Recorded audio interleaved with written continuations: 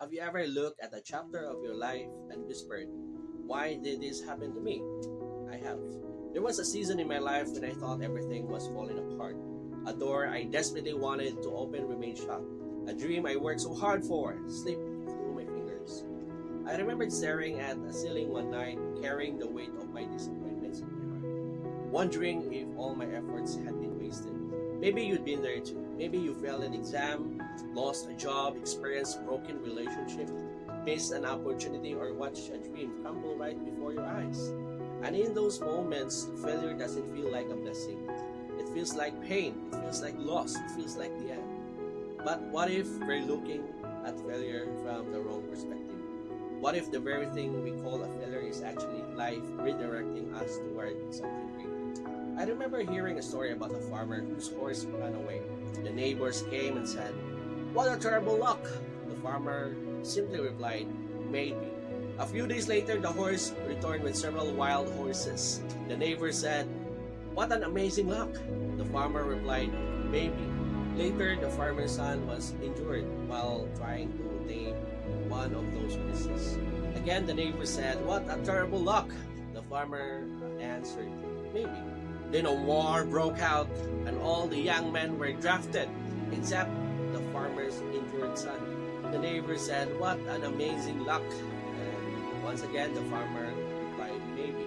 Life has a funny way of revealing the meaning of our struggles much later than we would like. I've learned that some of the greatest blessings in my life arrived wearing the disguise of disappointments. The job I didn't get pushed me toward a better opportunity. The relationship that ended taught me lessons I desperately needed to learn. The rejection that hurt my ego strengthened my character. The closed door forced me to discover another path I would have considered. Looking back, I realized that if I had gotten everything I wanted, I would have missed some of the best things that were meant for me. Failure has a way of stripping away illusions. It teaches humility, it teaches patience, it teaches resilience. When everything is going well, it's easy to believe that our strength comes from our success. But when we fail and somehow find the courage to stand up again, we discover a deeper truth. Our real strength comes from who we become through the struggle. And isn't that what life is really about? Not just achieving goals, not just collecting trophies, but becoming the person capable of carrying bigger dreams, greater responsibilities, and deeper purpose. Now ask yourself this: what did that experience teach me? How did it change me? What strength did I discover because of it? Because I have found that the most beautiful parts of my character were often born from the most painful moments in my life. One day, you may look back and realize that the thing you begged life to remove was actually the thing that helped shape the person you are meant to become.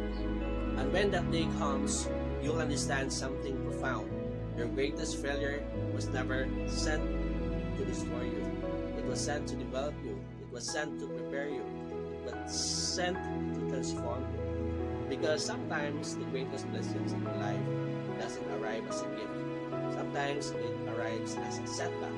And years later, when you finally see the bigger picture, you'll smile through grateful tears and realize the failure I cried about yesterday became the reason I am who I am today.